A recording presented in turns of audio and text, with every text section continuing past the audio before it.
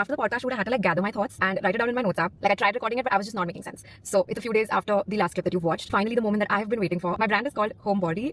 I just checked their brand after seeing this post. These sets look so boring and very basic. The way they promise everything and deliver nothing should be studied. Good for her, but she is lazy with whatever she starts. Never consistent. It's such a basic and common design, to be honest. In this video, we are going to talk about Ashna Hegde's brand copying other brand designs. For context, Ashna Hegde एक well-known lifestyle content creator और fashion influencer हैं. Social media पर उनकी काफी strong fan following है और वो पहले डैम फैम का इम्पोर्टेंट पार्ट भी रह चुकी हैं. पिछले काफी टाइम से आशना अपने ऑडियंस को हिंट दे रही थी कि वो किसी बड़े प्रोजेक्ट पर काम कर रही हैं और इवेंचुअली अपना खुद का ब्रांड वो लॉन्च करने वाली हैं. और फाइनली जून 2026 में आशना ने अपना ओन लाइफस्टाइल और स्लीपवेयर ब्रांड लॉन्च किया जिसका नाम है होमबॉडी. ब्रांड को कंफर्ट, रेस्ट और स्लो लिविंग के कॉन्सेप्ट के अराउंड मार्केट किया गया है. लॉन्च कलेक्शन में कॉटन स्लीपवेयर और लॉन्च वेयर सेट इंट्रोड्यूस किए गए और शुरुआत में फैंस काफी एक्साइटेड भी नजर आ रहे थे. लेकिन ब्रांड लॉन्च से पहले जितनी एक्साइटमेंट और एक्सपेक्टेशंस ऑडियंस के बीच देखने को मिली थी, लॉन्च के बाद वो एक्साइटमेंट थोड़ी मिक्स रिएक्शन में कन्वर्ट हो गई और इसके पीछे दो मेजर रीजंस हैं. पहला है प्राइसिंग और दूसरा है डिजाइन सिमिलैरिटीज को लेकर उठ रहे क्वेश्चंस. सबसे पहले बात करते हैं प्राइसिंग की. होम बॉडी की डेब्यू कलेक्शन में जो पिंक और ब्लू पजामा सेट लॉन्च किए गए उसकी प्राइसिंग लगभग 2800 पर सेट रखी गई. अब देखो 2800 एक नाइट सूट के लिए डेफिनेटली प्रीमियम प्राइस कैटेगरी में आता है, स्पेशली तब जब प्रोडक्ट का डिजाइन काफी सिंपल, मिनिमल और बेसिक एस्थेटिक फॉलो करता हो. इसी वजह से ऑडियंस का एक सेक्शन ये कह रहा है कि मार्केट में इसी तरह के कॉटन स्लीपवेयर और lounge wear set comparatively lower price range में अवेलेबल हैं. और जब फैंस ने प्राइस देखा तो उनको लगा कि उनकी एक्सपेक्टेशन से काफी ज्यादा है. प्राइसिंग के इस पॉइंट को हम वीडियो में आगे डिटेल में डिस्कस करेंगे. लेकिन प्राइसिंग के साथ साथ एक और कंट्रोवर्सी भी सामने आई है जिसने लॉन्च के अराउंड और ज्यादा अटेंशन ग्रैब कर ली. जब आशना ने लॉन्च से पहले अपने कलेक्शन की टीजर फोटोज और प्रोडक्ट प्रीव्यू शेयर किए तब ये नोटिस किया गया कि होम बॉडी की डिजाइन एक existing independent sleepwear brand Couch Days के प्रोडक्ट से काफी सिमिलर लग रहे हैं. साइड बाय साइड अगर इमेजेस को कंपेयर करोगे तो colour palettes, contrasting piping details और ओवरऑल डिजाइन प्रेजेंटेशन काफी सिमिलर लग रहा है. दोनों ब्रांड्स के पजामा सेट का विजुअल अपीयरेंस बहुत क्लोज नजर आ रहा है. लॉन्च से सिर्फ कुछ ही दिन पहले होम बॉडी के इंस्टा पेज पर मास रिपोर्टिंग हुई थी. रिपोर्ट्स के बाद इंस्टा के ऑटोमेटेड मॉडरेशन सिस्टम ने ब्रांड पेज को टेम्पररी सस्पेंड कर दिया था. First product is